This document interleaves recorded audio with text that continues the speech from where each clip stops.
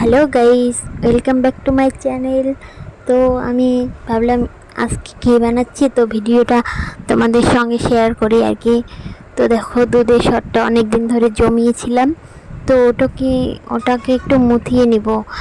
মুথানো হয়ে গেলে ঠান্ডা জল দিতে হবে। ঠান্ডা জল দিলে দেখবে তোমরা মানে ঘিয়ের যে সে মাখনের মতো যে জিনিসটা, ওইটা হচ্ছে বেশি ওঠে।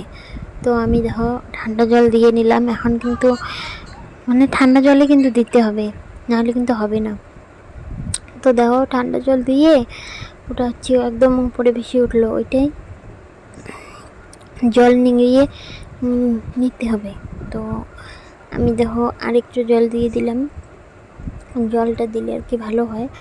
তো জলটা দেওয়ার পর আমি তুলে নেব। এখন তুলে নিয়ে ডাইরেক্ট কড়াইয়ে দিব। তো দেখো কড়াইটা কিন্তু আমাদের লোহার কড়াই, তো কেউ বাজে কমেন্ট করো না। এটা হচ্ছে কালোই থাকে, ঘষলেও মাজলেও ওঠে না। তো এটাকে নিয়ে লো টু মিডিয়াম ফ্লেমে জাল করতে হবে। একদম পুরো ফ্লেমে দিবেন না, তাহলে কিন্তু পুড়িয়ে যাবে তাড়াতাড়ি, আর ঘিটা হবে না। তো দেখো আমি হচ্ছে আস্তে আস্তে জাল করে নিচ্ছি। তো আমার ঘি প্রায় রেডি। তো দেখো ঘিয়ের কালারটা কত সুন্দর চলে আসছে।